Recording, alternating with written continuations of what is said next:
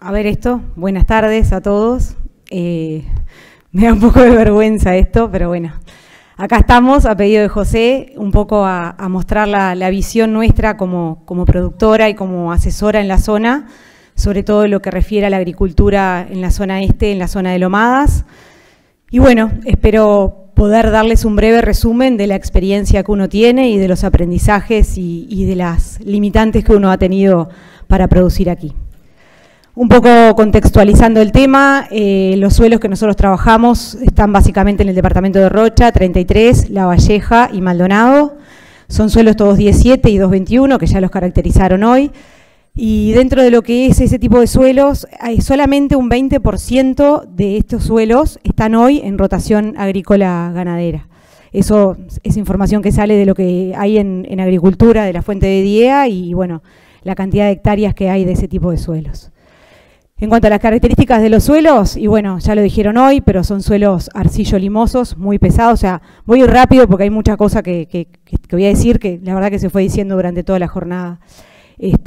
Bueno, son suelos pesados que tienen un alto componente de limo. En los resultados nuestros nos da que tienen 50% de limo y 30% de arcilla y 20% de arena.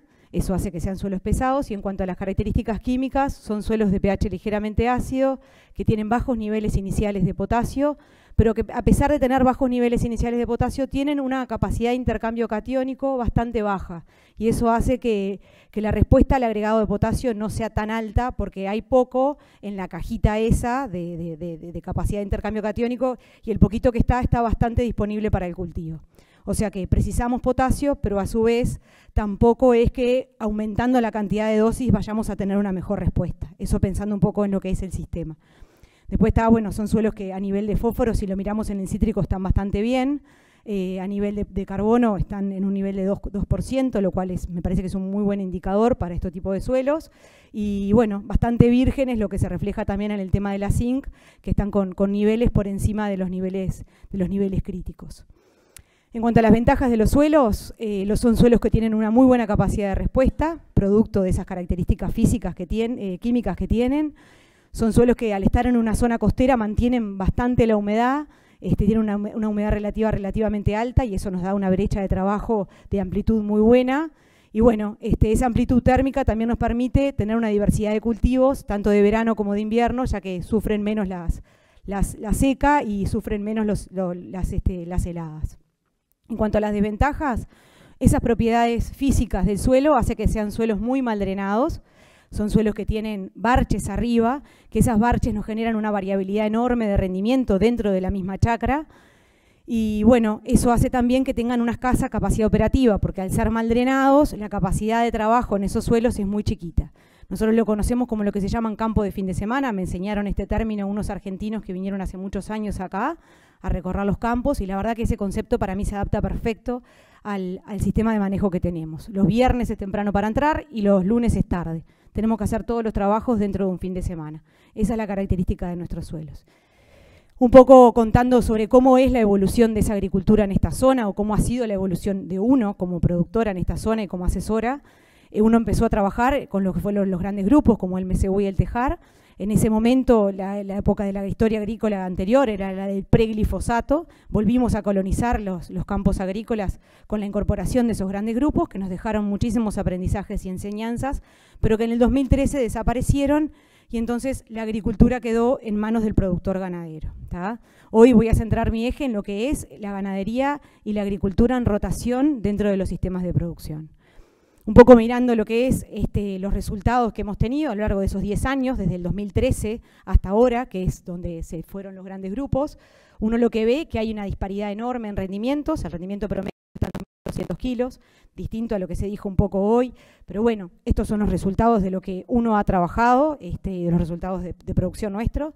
El rendimiento promedio nuestro está en 2.200, con picos muy buenos de tamaños de 3.500 y pisos de 1.600 como este año, y pisos más bajos como en la serie del 2014, que fueron de 1.400 kilos, que bueno, fue por un año también de mal régimen hídrico. Siempre acompañando lo que han sido las lluvias, salvo un año que hubo un pico de lluvias extremas que lo que hizo fue que se pudrieran los cultivos. Pero después siempre el rendimiento ha ido acompañando a lo que es el régimen de lluvias.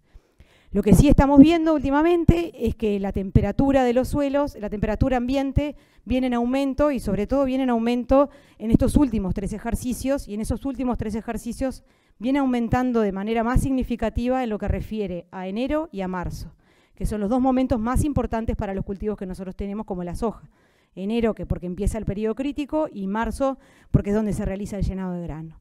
Entonces, tenemos eventos climáticos que son cada vez más extremos, tenemos rendimientos que son dispares, entonces lo que estamos logrando tener son resultados cada vez más erráticos. Entonces, un poco la pregunta que uno se hace es, bueno, ¿qué factores de manejo tengo yo para poder disminuir esa variabilidad de rendimiento, que es lo que yo sí puedo manejar, ¿verdad?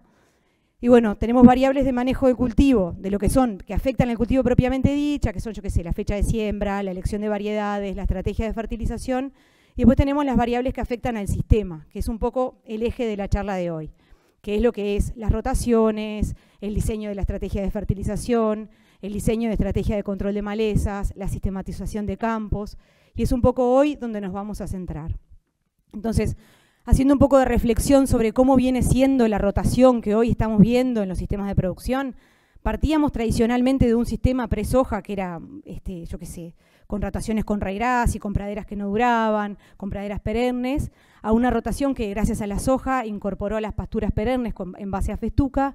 Esa transición, la verdad que generó un aumento de producción de carne de 50%, generó un aumento de capital también, que lo multiplicó por 3, eso solamente repercutiendo en un 14% del área. Estos datos son datos de los grupos CREA, CREA Alferes particularmente, que son los datos donde uno más ha tenido incidencia a nivel de producción. Y bueno, la realidad es que solamente el 14% ha permitido mejorar la producción de carne y ha permitido mejorar los ingresos de capital. ¿Qué limitantes le encontramos nosotros a esta rotación y qué cosas nos vienen pasando a lo largo del tiempo, ¿no? Lo primero que vemos es que, bueno, esa pradera cuando llega, o sea, es una rotación que tiene soja, raigras, soja y pradera de 5 años, el esquema convencional. Lo que la famosa gramilla que decía Ernesto, no sé si está ahora, pero bueno, la famosa gramilla que tanto hemos hablado, empieza a aparecer, empieza a tener una baja proporción de gramíneas, sobre todo lo que es la festuca, que es la que realmente genera porosidad y estructura en el suelo por la proporción de raíces que tiene. Recordemos que gran parte de la materia orgánica del suelo se genera a través de las raíces. Y bueno, eso hace que se vaya generando una pérdida de estructura del suelo y que nosotros vayamos también teniendo un control más dependiente y más errático en lo que refiere a las malezas.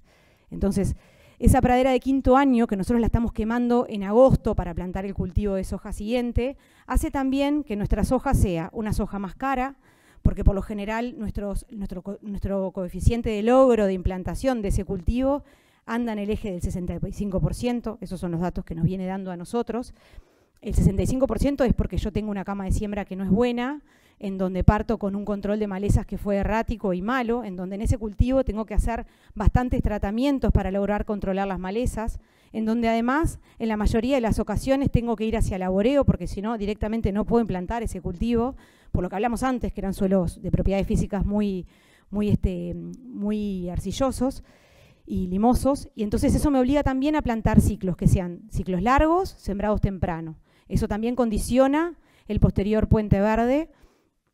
Y bueno, y ese puente verde termina siendo un puente verde que sobrevive dentro de la poa y la gaudiña con mucha competencia por esas malezas y que además nosotros le generamos un sobrepastoreo y un sobrepisoteo, si se quiere llamar de alguna manera, porque el campo no tiene estructura interna, fue laboreado anteriormente, vengo con una alta competencia de malezas y un cultivo que no fue el que tenía que ser para generar la cama de implantación de ese verdeo. Entonces ya después partimos de una pradera que para implantarla vuelvo a cometer el mismo error, que la tengo que terminar plantando a fines de mayo, la siembro tarde, la siembro con alta competencia de la poa y la gaudiña porque no las controlé en el invierno anterior y la pretendo que me dure 5 años. ¿Tá? Ese sistema de producción tradicional en el que es el que más o menos se viene haciendo o que estamos tratando de subsanar las limitantes, pero que es el convencional que se ha implantado por los productores, genera un margen bruto de $286. ¿Tá? ¿Cuáles son entonces me salté una, las alternativas que nosotros vemos como manera de subsanar las limitantes que tiene esta rotación. Y bueno, la primera alternativa que nosotros empezamos a trabajar con los productores para lograr subsanar este problema era, en lugar de dejar la pradera llegar al 5º año, que esté degradada, que tenga malezas, que sea errático el control de las malezas, que genere todos los limitantes de la implantación de la pastura, es quemarla en el 4º año, ¿tá? Al quemarla en el 4º año, lo que yo estoy haciendo es dejando que la proporción de gramíneas perennes, principalmente la festuca, esté más viva, tenga más plantas activas. Al tener más plantas activas, tiene mayor aporte de materia seca, tanto para arriba como mayor aporte de raíces que me van a generar estructura, oxígeno y materia orgánica en el suelo, ¿tá? Y a su vez, yo voy a lograr un menor enmalezamiento de gramilla en ese verano, evitando así también tener la cantidad de controles y disminuyendo la presión de herbicidas dentro de los cultivos. Esa soja yo la voy a tener con una soja de menor costo, porque voy a tener que gastar menos de base en semilla, porque voy a tener mejor logro. A su vez, estamos tratando de evitar los laboreos, no solamente por la práctica de laboreo, que la mencionaron hoy, que la verdad que borra todo lo que generamos en el sistema con la pastura, sino que además también por un tema de impacto ambiental. Y después también estamos tratando a través de esto de disminuir lo que es la presión de uso de herbicidas en el sistema. Esta rotación, otra de las ventajas que estamos tratando de trabajar con los productores para lograr implementarlo es dejar de pensar en la fertilización de cada cultivo, sino empezar a pensar en la fertilización del sistema. ¿Y dónde podemos hacer énfasis para ese sistema pensarlo? Es principalmente en ese puente verde de Reirás, que nosotros hoy lo tenemos como un puente verde de bajo costo, que me tiene que dar 2,5 terneros por hectárea durante 90 días y que me da 150 kilos de carne. Bueno, ¿qué pasa si yo ese Reirás, además de tenerlo así, ya lo logré implantar bien, porque vengo haciendo planificadas las cosas, además lo fertilizo? Y además lo fertilizo no solamente pensando en ese verdeo y en el aumento de la producción de carne, sino también pensando en el sistema siguiente y en la soja que va a venir después, que la mayoría de las veces terminamos fertilizando la soja sobre la fecha de siembra con las limitantes que eso lleva, porque al final, cuando aplicamos el potasio no termina estando disponible para el cultivo porque después no llueve, entonces vemos déficit de potasio, vemos que ese potasio disponible al no estar para el cultivo termina lixiviándose y generando pérdidas. Lo mismo pasa con el fósforo. Divino sería creer que estamos en una etapa en donde estamos fertilizando en la línea, pero la realidad es que estamos lejos todavía de eso. Y hoy nuestro capítulo está en pelear en hacer fertilizaciones que permitan pensar en el sistema y que a ese verdeo del medio me permita dar una muy buena cobertura que me va a permitir amortiguar el efecto de la lluvia y de la falta de agua, que me va a permitir entregar los nutrientes al cultivo siguiente más diferido y en el momento que realmente los precisa, y por lo tanto voy a estar aportándole más materia orgánica al suelo, o sea, más kilo de carne, más materia seca al sistema, suelo cubierto todo el año, menos control de malezas y nutrientes en el momento que los precisamos. Este sistema, con esos cambios de rotación, que es acortando la rotación un año y poniendo un puente verde en el medio que es fertilizado, me genera un margen de $340 por hectárea. Ahora bien, ¿qué otra alternativa estamos viendo o qué otra problemática estamos viendo? La problemática que estamos viendo es que, por más que yo salga de una pradera de 4º para 5º año, yo la estoy quemando igual en agosto. Al quemarla en agosto me está pasando la misma limitante de que no estoy haciendo bueno el control de malezas y termino haciendo ese laboreo que estamos hablando de que tenemos que tratar de evitar. Entonces, con este cambio de temperatura que estamos viendo de estos marzos, tratando de evitar que la pradera que tengamos mala sea una consecuencia, sino que no lleguemos a verla y que sea nuestra acción la que domine sobre eso, la propuesta es bajar a praderas en su verano, de su 3º a su 4º año, hacer los barbechos en diciembre. Haciendo el barbecho de diciembre, yo estoy haciendo un control de malezas, primero cuando todavía tengo una muy buena proporción de festuca en el cultivo, festuca que ya dijimos, nos otorga carbono, nos otorga raíces, nos otorga parte aérea. Además, los focos de gramilla que empiezan a salir, es una planta que está totalmente activa y eso me permite controlarlo, tanto en diciembre como en marzo. Tengo 2 oportunidades de entrada. Después me permite una muy buena exploración radicular y por lo tanto estructura de suelo gracias a ese enraizamiento que tengo. Arrancar con una cabeza de rotación que sea un cultivo de avena, que me va a permitir entregar temprano en el otoño forraje y que además me va a mejorar el momento óptimo que me entrega el campo para el cultivo de soja siguiente.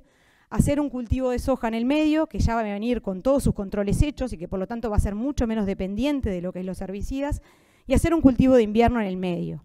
Ese cultivo de invierno hoy no es solamente trigo. Hoy, como cultivo de invierno, llamamos a semillero de reirás, llamamos a semillero de trébol persa o trébol alejandrino, llamamos a carinata.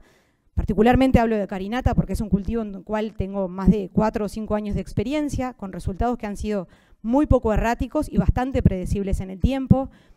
Cultivo de trigo, que la realidad también viene dando a lo largo del tiempo resultados buenos cuando es sembrado en tiempo y forma y de la manera correcta. Esos son los factores claves. Y bueno, son cultivos que acompañan muy bien al maíz como posterior cultivo. ¿Y por qué el maíz? Y bueno, porque el maíz está visto que en el este, con las limitantes que tenemos de condiciones de suelo y de características ambientales, se adapta bien a siembras tardías. Y la realidad es que sembrar un maíz tardío sin tener nada adelante parece difícil de creer, porque la evaporación se llevaría casi toda el agua del suelo previo a la siembra de diciembre. O porque tengo que preparar tierra y hacer el laboreo, que lo que estamos tratando de hacer es generar un sistema sustentable y sostenible en el tiempo. Entonces, una de las rotaciones que estamos trabajando es hacer avena, hacer soja, después hacer un cultivo de invierno, hacer un maíz, y ese maíz es la cabeza de rotación para una soja, que ya todos sabemos que una soja atrás de un maíz te rinde por lo menos 350 kilos más de soja. Eso nos permite también implantar una pradera después de 3 años, que en su tercer año para cuarto la quemamos. Entonces estamos teniendo muchos productos en el sistema, tenemos fardos, tenemos trigo, tenemos carinata, tenemos colza, tenemos avena. Después nos permite diversificar los riesgos porque tenemos muchos productos, alternar cultivos, sinergizar el sistema porque el maíz se lo doy a mi propio ganado y aumentando también la proporción de lo que son las gramíneas C3 y C4 en el sistema, que nos aportan mucho carbono al suelo y nos permiten mejorar la estructura interna de los campos. Entonces, un poco el planteo va por ahí. Esa rotación nos deja un margen hoy de $425, que es más interesante que las que estábamos viendo antes. Y bueno, ¿cuál es nuestro desafío para llegar a todo esto? Y bueno, para nosotros el gran desafío para lograr esto es simplemente la planificación. Creemos que con la planificación todo lo otro se puede dar en tiempo y forma, y lográndolo en tiempo y forma los resultados son menos erráticos. ¿Y cuáles son un poco los desafíos para lograrlos? Y bueno, empezar a repensarnos de nuevo que el sistema es un ecosistema en su conjunto, que no es un cultivo solo. Empezar a ver la sinergia del agrícola ganadero, donde la agricultura no esté mirada simplemente como la fase para lograr la pastura, sino también para que esa agricultura sea de alta producción y que a su vez nos esté entregando un suelo cada vez con mejor estructura interna. Empezar a repensar las estrategias de los verdeos de invierno y de los cultivos de invierno como una alternativa cuando yo o tuve que hacer laboreo en la fase de pastura y tengo que salir después a un puente verde y lo tengo que pastorear, con lo que lleva un laboreo un pisoteo sobre un laboreo, que todos sabemos que genera pérdida de estructura. Entonces, bueno, si tuve que hacer laboreo y tengo yo un campo en donde tengo que ir a verdeo de invierno en el medio, bueno, ¿sabes qué? Me planto un cultivo de invierno, evito el pastoreo y el pisoteo y después me voy con un maíz tardío que viene dando buenos resultados, me permite sinergizar el sistema y a su vez mejoro muchísimo lo que es la estructura interna del suelo y el potencial productivo que tengo. Que estos desafíos nos van a permitir repensar un poco las estrategias de la fertilización, dejar de pensar en el cultivo en sí mismo y empezar a pensar en el sistema, evitando lo que son las pérdidas por lixiviación y mirando el balance general del sistema, no del cultivo. Nos permite tener menos dependencia del uso de herbicidas, nos permite pensar más en el sistema apuntando a mejorar la dinámica de lo que es carbono en el suelo, o sea, más suelo vivo con más fijación de carbono. Nos permite diseñar sistemas que planifiquen la mejora de los suelos, también a través de la sistematización de las chacras, pudiendo borrar lo que son esas barches arriba, que borrar esas barches nos va a permitir homogeneizar los rendimientos y por lo tanto estandarizarlos y estabilizarlos. Y bueno, todo esto para mí y para nosotros es hacer que los sistemas sean cada vez más productivos, que sean más predecibles y menos erráticos. Nuestro compromiso es capitalizar las oportunidades de lo que tiene la sinergia agrícola-ganadera, generando suelos que sean más ricos, con mejor fijación de carbono, que permitan generar sistemas sustentables y sostenibles en el tiempo. Anduve bárbaro en el tiempo. Muchas gracias.